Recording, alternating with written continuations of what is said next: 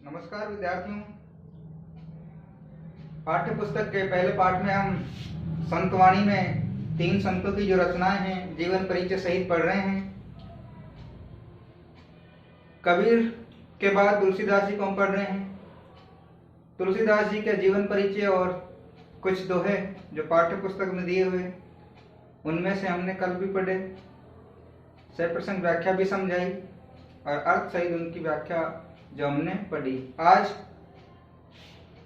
उसी प्रकरण में तुलसीदास जी की कुछ और दोहे जो कल बच गए थे हमारे कल की क्लास में, आज उनको हम पढ़ेंगे।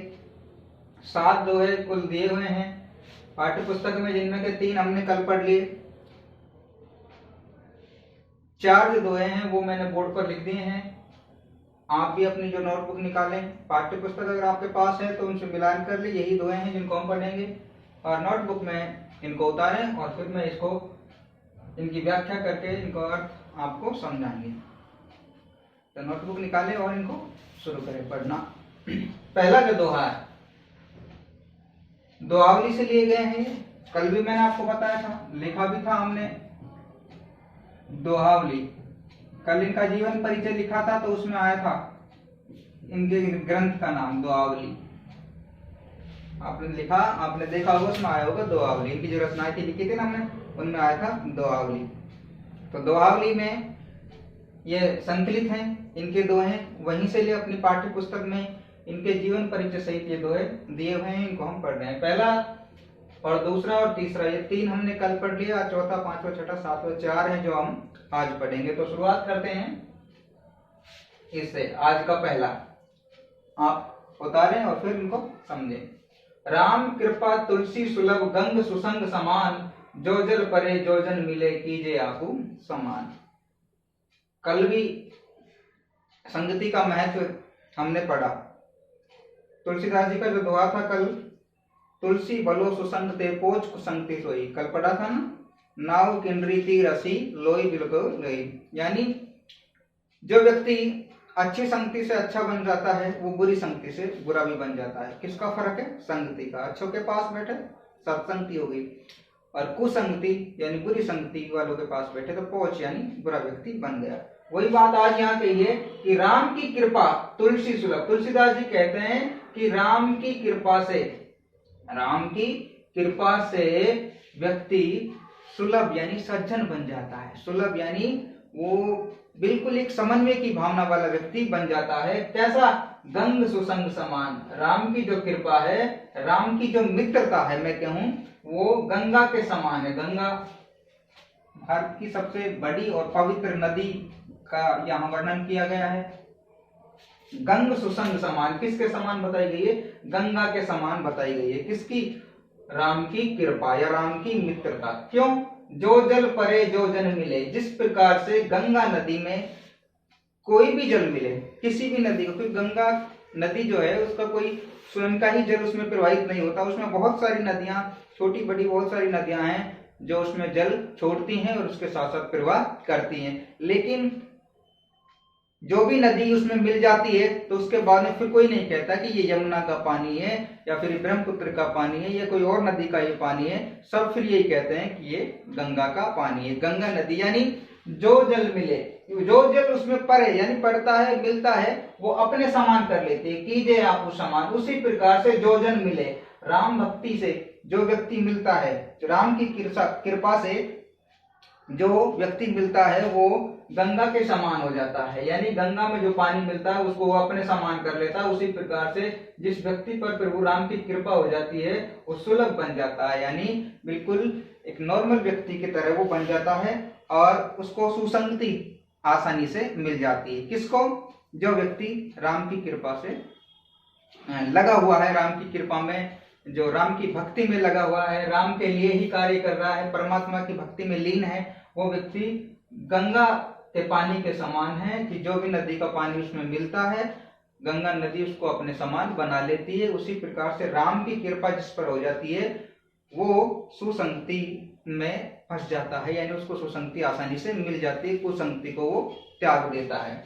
राम कृपा तुलसी सुलभ गंग सुसंग समान, जो जल परे जो जन मिले कीजिए आपको समान। कीजिए आपको समान, यानी उसको उनको वो आपको यानी अपने समान कर लेती है। अब देखो समानता दर्शाई गई है, उपमा अलंकार है, समानता दर्शाई गई है, उपमा अलंकार है, उसमें दी जाती है ना उपमा में। और जो जल, देखिए सुसंग समान, वर्ण की आवृत्ति हुई है तो अनुप्रास अलंकार भी है, उपमा और अनुप्रास अलंकार है। राम कृपा तुलसी सुलभ गंग सुसंग समान, प्रभु राम की कृपा से गंगा के समान सुसंगति मिल जाती है। जिस प्रकार से जो जल गंगा नदी में मिलता है उसे वह अपने समान बना लेती है, उसी प्रकार से प्रभु राम की भक्ति जिसको मिल जाती है, कृपा जिसको मिल जाती है, वो सद्गुणों से मंडित हो जाता है और सुसंगति उसे मिल जाती है। ये इसका अर्थ हो गया। इसमें कोई ऐसा शब्द नहीं है आपको शब्द आया, इसका अर्थ में लिख देता हूँ। आपने सारे शब्द ऐसे हैं जिनको आप लगभग समझते हैं। सुसंग यानी सुमानी अच्छी, संगवानी संगति, सुसंगति में लिख देता हूँ अच्छी संगति, सुपसर्ग लगा हुआ है इसमें, गंग गंगा के लिए आया है ना। सुलभ एक शब्द हो रही है आसानी से, है ना, सुलभ यानी आसानी से। ठीक है भाई, ये शब्द जो है इनको राम कृपा तुलसी सुलभ गंग सुसंग समान, जो जल करे जो जन मिले कीजिए आपको समान। ये जो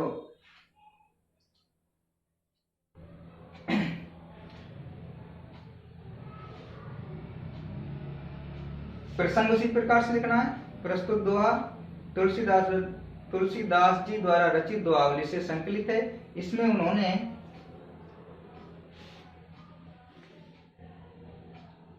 सुसंगति तथा प्रभु भक्ति का महत्व बताया है, इतना आपको लिखना है। विशेष में एक चीज तो ये लिख देनी है कि इन पंक्तियों में, इस दोहे में उपमा और अनुप्रास अलंकार, दूसरी लिखनी है सुसंगति को गंगा के समान पवित्र और पापों को हरने वाली बताया है।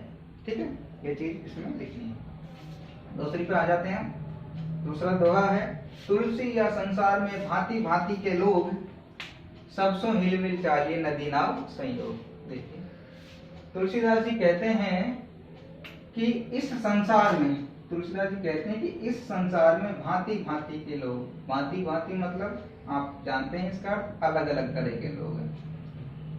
बहुत अलग कहने का मतलब कुछ वेशभूषा से, कुछ परिवेश से, कुछ खान पान से, भांति भांति के लोग, कुछ वाणी से। तुलसी या संसार में भांति भांति के लोग यानी अलग अलग तरह के लोग रहते हैं। इसलिए तुलसीदास जी कहते हैं सबसो हिलमिल चालिए, हमें सामाजिक जीवन यापन करने के लिए सबसे हिलमिल कर यानी मेल मिलाकर रहना चाहिए। किस प्रकार से? नदी नाव संयोग, जिस प्रकार से नदी और नाव का संयोग होता है उसी प्रकार से सभी लोगों से हमें भी मिलजुल कर रहना चाहिए, मिलजुल कर रहना चाहिए। अब नदी नाव का संयोग क्यों दिया है यहाँ? देखो नदी नाव का संयोग क्यों दिया भाई? नाव उसी धारा की तरफ प्रवाहित होगी जिस तरफ नदी का प्रवाह है। नदी की धारा के विपरीत नाव का प्रवाह नहीं हो सकता, यही इनका संयोग है। समाज जिस धारा से जुड़ा हुआ है, जिस तरह चल रहा है, उसी में सहयोग करके आप सामाजिक जीवन यापन कर सकते हैं। उससे अगर विपरीत चलेंगे तो समाज से कहीं ना कहीं आपकी दूरी बनेगी और आप उस चीज को छोड़ दोगे जिससे आप जुड़ना चाहते हैं। उसी प्रकार से यहाँ तुलसीदास जी ने कहा है कि संसार में भांति भांति के लोग हैं, लेकिन सबसे हिलमिल कर रहना चाहिए जिस प्रकार से नदी का और नाव का संयोग होता है। तो महत्वपूर्ण उदाहरण दिया है नदी नाव का, ये आप उसमें लिख सकते हैं जो विशेष बात हम लिखेंगे उसमें। तो ऐसा कोई शब्द नहीं जिसका अर्थ मैं आपको लिख के बताऊं। संयोग यानी मिलना, संयोग का अर्थ जरूर मैं बता देता हूँ, वैसे आप जानते होंगे, लेकिन लिख दिया है मैंने मिलजुल कर, लेकिन फिर भी मैं लिख देता हूँ मिलना। ठीक है भाई। अगला उदाहरण है, तुलसी पावस के समय धरी कोकिलन मोन, अब तो दादुर बोली है हमें पूछे कौन। बहुत ही अच्छा उदाहरण दिया है समय के बारे में। किसके बारे में? समय के बारे में, कि व्यक्ति को कब कहाँ किस प्रकार से अपनी वाणी का प्रयोग करना चाहिए। कब किस प्रकार से बोलना चाहिए या वहां रहना चाहिए, उनसे बात करनी चाहिए, इस उदाहरण के माध्यम से हम समझेंगे। तुलसी पावस के समय, पावस पावस कहते हैं वर्षा ऋतु को बेटा, वर्षा ऋतु को।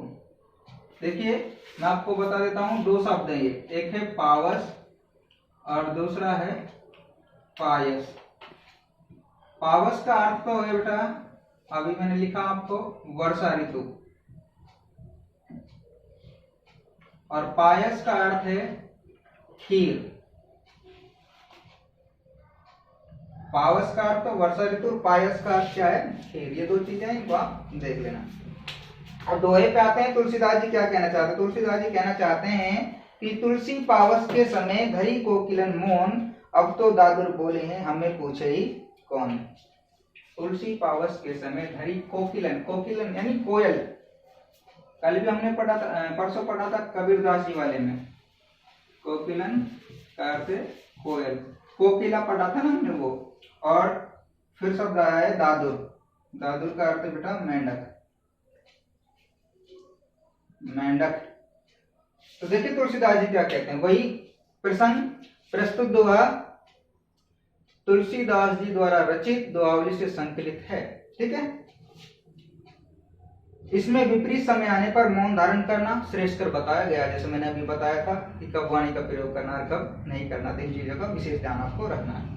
तुलसी पावस के समय धरी कोकिलन मौन। तुलसीदास जी कहना चाहते हैं कि वर्षा ऋतु जब शुरू हो जाती है या वर्षा ऋतु चल रही होती है, वर्षा ऋतु के समय धरी कोकिलन मौन, जो कोकिल यानी कोयल है वो मौन धरी यानी धारण कर लेती है, मौन धारण कर लेती है, यानी वो चुप हो जाती है, वो चुप हो जाती है। इस प्रकार से वो बोलती नहीं जैसी और अदर जो ऋतु है उनमें वो बोलती है, वर्षा ऋतु में वो मौन धारण कर लेती है। क्यों, अब तो दादुर बोली है, क्योंकि वर्षा ऋतु में आपने देखा होगा जब नालियों में या नालों में गड्ढों में जब पानी भर जाता है तो मेंढक बोलने लग जाते हैं, मेंढकों की आवाज आने लग जाती है। तो तुलसीदास जी कहते हैं कि जब वर्षा ऋतु के समय जब मेंढक बोलने लगे तो कोयल की आवाज को कौन सुनेगा, इसलिए उसने यही श्रेष्ठ कर समझा कि अपनी वाणी को विराम दिया और वो चुप हो गई। क्यों, उसे पता है अब मेरी वाणी को कोई सुनने वाला नहीं है, वर्षा ऋतु चल रही है, वर्षा ऋतु में मेंढक की वाणी को सुना जाता है, उसकी वाणी को पसंद किया जाता है। तो यही तुलसीदास जी कहना चाहते हैं कि तुलसी पावस के समय यानी वर्षा ऋतु के समय धरी कोकिलन मौन, जो कोयल है वो मौन धारण कर लेती है। क्यों, अब तो दादुर बोलिए यानी मेंढक बोलने लग गए हैं, हमें पूछे ही कौन, हमको पूछने वाला अब कोई नहीं है। और अपनी जो समय है उसका अब वेट करना चाहिए, प्रतीक्षा करनी चाहिए कि हमारे बोलने का समय अब कब आएगा, यानी जब वर्षा ऋतु समाप्त हो जाएगी तो अगला जो सीजन है, अगली जो ऋतु है उसमें फिर हम बोलेंगे। यही जो समझदार व्यक्ति है, जो सज्जन लोग हैं, उनको अपनी वाणी के माध्यम से ये ध्यान रखना चाहिए कि मैं कहाँ किस जगह बैठा हूँ और किस प्रकार से मेरे को बात करनी है। मूर्ख व्यक्ति बात कर रहे हैं, अल्पज्ञानी व्यक्ति बात कर रहे हैं, तो उनसे जिद करना, उनसे बहस करना श्रेयस्कर नहीं है, श्रेयस्कर इसी में है अगर वो बात कर रहे हैं तो आपको मौन हो जाना चाहिए। यही तुलसीदास जी ने इस दोहे के माध्यम से हमें बताया है कि कब हमें हमारी वाणी का प्रयोग करना चाहिए, क्योंकि हम अगर उनको समझाने की कोशिश करेंगे तो भी वो उस बात को नहीं समझ पाएंगे जिसको हम समझाना चाह रहे हैं, और अपनी ही बात को बार बार हमको मनवाने के लिए दबाव डालेंगे और हम उस बात को मानने के लिए राजी नहीं होंगे, इसलिए हमको ही मौन रहना पड़ेगा। हम इसीलिए तुलसीदास जी ने विपरीत समय में वाणी को मौन रहकर ही श्रेयस्कर बताया है, ये इस दोहे में बताया गया है।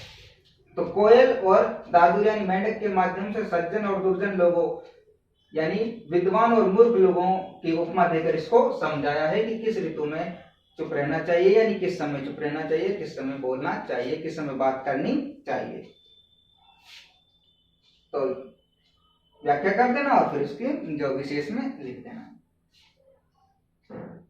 अगला जो दोहा है, लास्ट दोहा है तुलसीदास जी का, इसको पढ़ेंगे। तुलसी असमय के सखा धीरज धर्म विवेक, साहित्य साहस सत्य व्रत राम भरोसो एक। तुलसीदास जी ने देखो किस प्रकार से जब व्यक्ति के साथ कोई घटना हो जाती है, उसका असमय यानी बुरा समय शुरू हो जाता है, तो किस प्रकार से उन्होंने तुलसीदास जी ने व्यक्ति की जो सहायता करने वाले चीजें हैं कौन कौन सी बताई हैं, इस दोहे के माध्यम से हम पढ़ेंगे। वही बात प्रस्तुत दोहा गोस्वामी तुलसीदास जी द्वारा दोहावली से रचित है। इसमें बुरे समय में साहस, विवेक जो ये चीजें हैं, इनसे अपनी जो हिम्मत बनाने के कार्य बताए हैं। तुलसी असमय के सखा, तुलसीदास जी कहते हैं कि व्यक्ति का जब असमय चलता है, यानी जो मैं इसको अर्थ लिख देता हूं, इसका बुरा समय यानी विपरीत समय, समय क्या होता है विपरीत, यानी वो तुलसी असमय के सखा, सखा कहते हैं मित्र को, सखा कहते हैं मित्र को। तुलसीदास जी ने विपरीत समय के मित्र कौन कौन बताए, देखो धीरज, धीरज धैर्य, धीरज का अर्थ क्या है धैर्य, धर्म, धर्म जिसको कहते हैं, और विवेक, विवेक कहते हैं भैया सोचने और विचारने की जो बुद्धि होती है, सोचने विचारने की बुद्धि, कि ये कार्य गलत है या सही, ये कार्य मुझे करना चाहिए या नहीं करना चाहिए, वो जब हम बुद्धि काम में लेते हैं तो उसे क्या कहते हैं विवेक। साहित्य, साहित्य का अर्थ लिया गया है यहाँ साहित्य, और साहस आप जानते हैं हिम्मत, और सत्य व्रत यानी सच बोलना, सच बोलना, और राम भरोसा एक, ये अर्थ सीधा सही है, राम का भरोसा यानी परमात्मा का भरोसा। तो देखिए इस दोहे के माध्यम से हम समझेंगे तुलसीदास जी कहना चाहते हैं तुलसी असमय के सखा, धीरज धर्म विवेक, साहित्य साहस सत्य व्रत राम भरोसो एक। तुलसीदास जी कहना चाहते हैं कि मनुष्य के असमय के सखा, विपरीत समय के मित्र कौन कौन है, धीरज यानी धैर्य, धर्म यानी धर्म, विवेक यानी कर्तव्यनिष्ठ यानी सोचने विचारने की बुद्धि, साहित्य यानी साहित्य, साहस यानी हौसला, सत्यव्रत सच बोलना, और राम भरोसा, और इन सबसे बढ़कर है राम का भरोसा। जब ये व्यक्ति के पास है तो उस व्यक्ति का असमय कुछ नहीं बिगाड़ सकता, बुरा समय विपरीत समय उसका कुछ नहीं बिगाड़ सकता, अगर उस व्यक्ति के पास धीरज यानी धैर्य है, धर्म है, विवेक है, सोचने विचारने की बुद्धि है, किंकर्त मूड है, क्या करना है क्या नहीं करना है ये विचारने की शक्ति उसमें है, साहित्य का ज्ञान उसे है, साहस यानी हौसला है बुरे समय में फैसला लेने का या मेहनत करने का, और सत्य व्रत सच बोलने का वो आदि है, तो उसके साथ साथ राम का भरोसा भी है, तो उस व्यक्ति का असमय बुरा समय कुछ बिगाड़ने वाला नहीं है। तो तुलसीदास जी ने ये असमय के सखा बताए हैं, मित्र बताए हैं, धीरज धर्म विवेक साहित्य साहस सत्य व्रत और राम भरोसो एक। तो इस प्रकार से आज इनमें देखिए राम का भरोसा, भक्ति का ज्ञान भी हमें कराया है, भक्ति का ज्ञान भी हमें कराया है, भक्ति निष्ठा बताई है कि परमात्मा का भरोसा भी होना चाहिए, धीरज धर्म विवेक तो है ही, लेकिन इनके साथ साथ परमात्मा का भरोसा भी हमें होना अवश्य है। तो इन दोहों के माध्यम से आज हमने तुलसीदास जी को पढ़ा समझा। कल भी हमने तुलसीदास जी के बारे में इनका जीवन परिचय पढ़ा था और 3 दोहे इनके पढ़े थे। आशा है आपको निश्चित रूप से समझ में आए होंगे। पाठ्य पुस्तक अगर आपके पास में है तो एक बार फिर आप उसको दोहराइए जो मैंने पढ़ाया है, नहीं है तो आपने नोटबुक में इनको नोट किया होगा, फिर आप उनको दोहराइए। मैंने अर्थ इनके सबके लिख दिए हैं, इनको पढ़िए और पढ़कर उसी प्रकार से व्याख्या करिए जैसे मैंने अभी करी थी। फिर इनकी एक करके आप 100% व्याख्या करते रहिए, वो आपका होमवर्क हो जाएगा, उसमें आपको तैयारी होती रहेगी। फिर भी अगर कोई शब्द समझ में नहीं आता तो उसको कमेंट में लिखते हैं। अब इसी के साथ साथ आज हम पढ़ेंगे तीसरा जो कवि संतवाणी में दिया हुआ है कृपाराम जी, कृपाराम जी का जीवन परिचय पढ़ेंगे हम। आज हम पढ़ेंगे कृपाराम जी का जीवन परिचय। और जीवन परिचय पढ़ने के बाद कल का जो हमारा प्रकरण रहेगा, कल की जो क्लास का जो टॉपिक रहेगा वो कृपाराम जी के जो सोरठे हैं, 7 सोरठे हैं शायद, क्योंकि कबीरदास जी के भी साथ थे अभी पढ़े हमने, और तुलसीदास जी के भी पढ़े साथ ही, तो हो सकता है उनके भी साथ ही हों, तो उनको भी हम अगले चैप्टर में, अगला जो लेसन है, अगला जो क्लास है, अगला जो वीडियो है उसमें पढ़ेंगे। अब हम लिख लेते हैं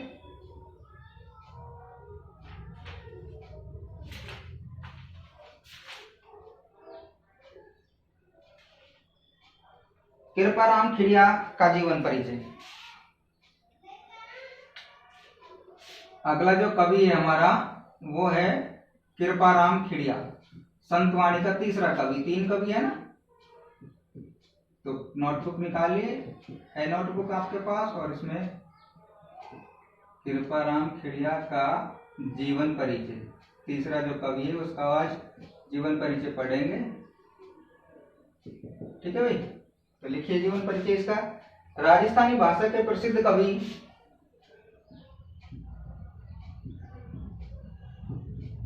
राजस्थानी भाषा के प्रसिद्ध कवि कृपाराम खिड़िया का जन्म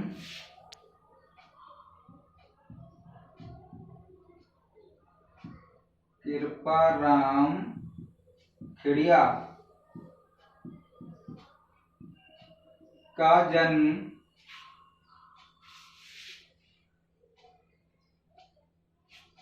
तत्कालीन मारवाड़ राज्य के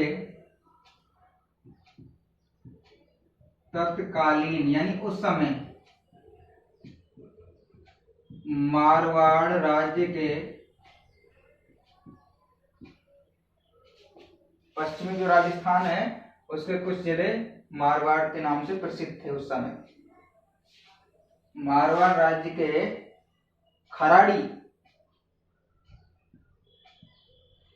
खराड़ी कोष्टक में लिखो पाली के समीप, पाली जिला है ना मारवाड़ में आता है, समीप गांव में, कौन से गांव में, खराड़ी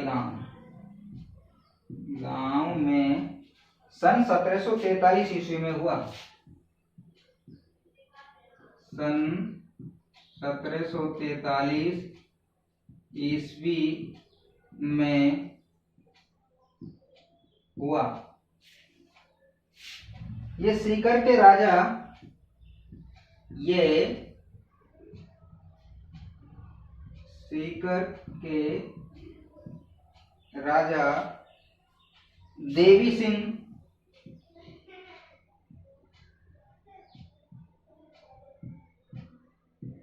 तथा लक्ष्मण सिंह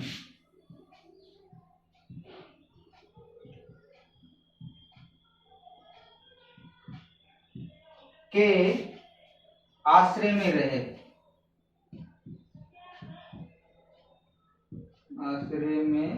मैंने आपको, अगर आपने ध्यान दिया हो तो भक्तिकाल, आदिकाल, रीतिकाल के बारे में बताया था। तो ये रीतिकाल के कवि थे। मैंने रीतिकाल में आपको इतना भी बताया था कि उस समय राजाओं के आश्रय में रहकर और जो श्रृंगार प्रिय जो कविताएं लिखी जाती थी, या राजाओं के लिए जो राजाओं के सोरठे हैं, राजाओं के जो वीर हैं, उनकी वीरता के जो शौर्य हैं उनका गुणगान किया जाता था। वो मैंने उस दिन भी बताया था आपको। तो लक्ष्मण सिंह के आश्रय में रहे। इनके प्रिय सेवक का नाम, इनके प्रिय सेवक का नाम राजा राम अर्थात राजिया, किससे संबोधित करते थे, राजिया से। नाम क्या था, राजा राम, राजिया था। वह निस्संतान था। कौन था निस्संतान, उनका सेवक राजा राम, वह निस्संतान था।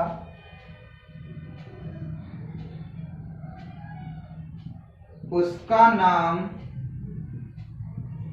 अमर, किसका, सेवक का, अमर करने की दृष्टि से,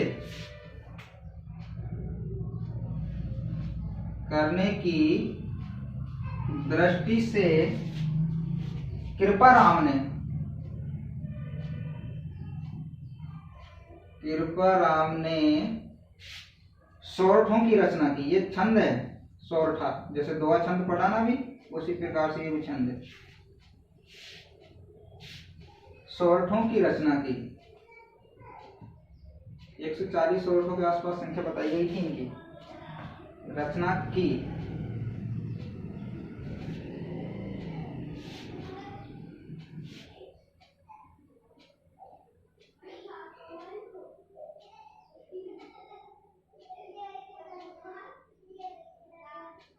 उसे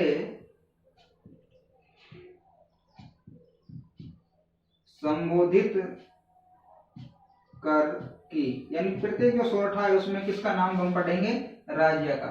प्रत्येक कवि का नाम होता है, आपने देखा होगा। अभी तुलसीदास जी को पढ़ा, उसमें तुलसीदास जी का था। कबीरदास जी को पढ़ा, कबीरदास जी का है। सूरदास जी को पढ़ेंगे, उसका है। मीराबाई को पढ़ेंगे, उसका है। देव को पढ़ेंगे, उसका है। सबका अलग अलग है, लेकिन कृपाराम जी ने सोरठे खुद लिखे। नाम किसका दिया? राजिया का। क्यों क्यों दिया राजिया का नाम? क्योंकि ऐसा बताया गया है, एक दिन वो उदास बैठा हुआ था, तो कृपाराम जी ने पूछा कि आपको क्या समस्या है, क्या परेशानी है? तो राजा ने कहा कि मालिक, मेरे कोई संतान नहीं है और मेरे बाद मेरा नाम चलाने वाला कोई नहीं है, बस इसी दुख के कारण मैं उदास रहता हूँ। तो कृपाराम जी ने उनको आश्वासन दिया कि मैं तुम्हारा नाम मिटने नहीं दूंगा, मैं तुम्हारा नाम अमर कर दूंगा अपने सोरठों के माध्यम से। तो 140 सोरठे उन्होंने लिखे और प्रत्येक सोरठे में अपना नाम छुपाकर उनके सेवक राजा राम उर्फ राजिया का नाम संबोधित किया, जो आज भी अमर के रूप में हम राजा को पढ़ते हैं। इन दोहे तो पढ़ते हैं कृपाराम जी के, लेकिन नाम पढ़ते हैं राजा राम अर्थात राजिया के।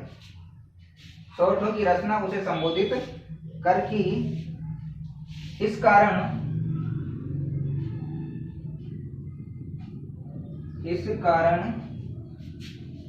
हिंदी व राजस्थानी साहित्य में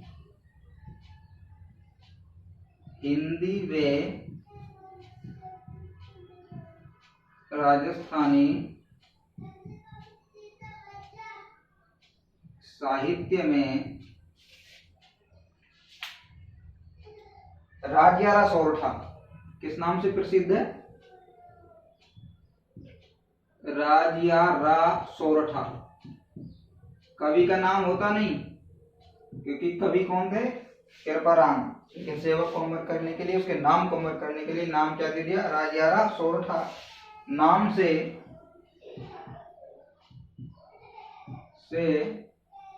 इनकी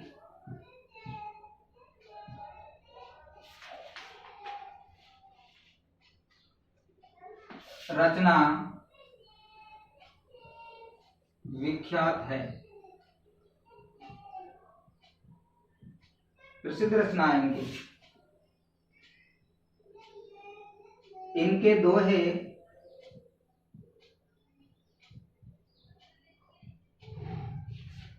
एवं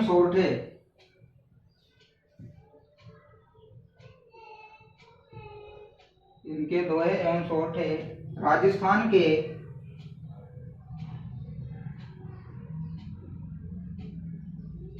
लोक जीवन में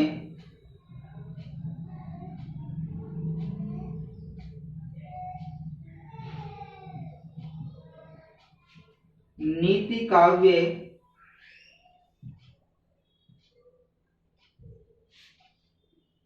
के रूप में प्रसिद्ध हैं।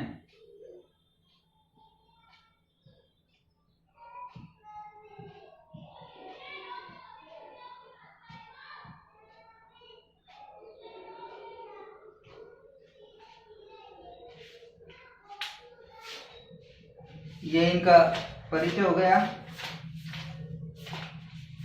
कल इनके जो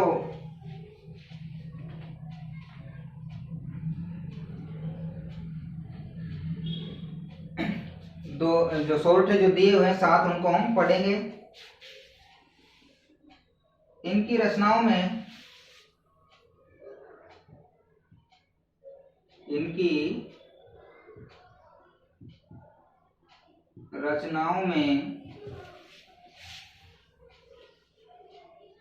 राजियारा सोरठा तो लिख ही लिया, इसको नहीं लिख रहा हूं मैं दोबारा, है ना, ये तो प्रसिद्ध है। ठीक है। चाल कनेसी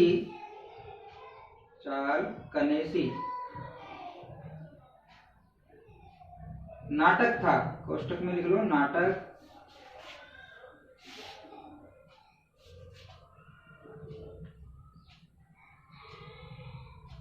तथा एक अलंकार ग्रंथ का नाम गिनाया जाता है, तथा एक अलंकार ग्रंथ का नाम गिनाया जाता है।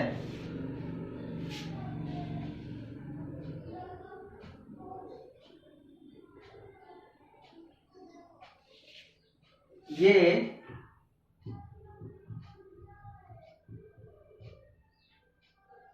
डिंगल और पिंगल राजस्थानी साहित्य की भाषा है।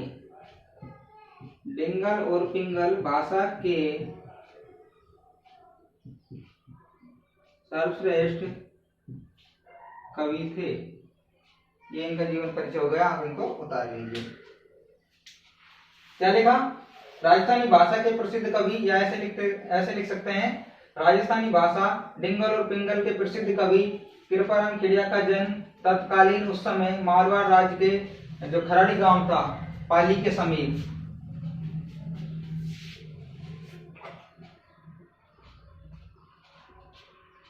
सन 1743 ईस्वी में हुआ। ये सीकर के राजा देवी सिंह तथा लक्ष्मण सिंह के आश्रय में रहे। इनके प्रिय सेवक का नाम राजाराम अर्थात राजा था।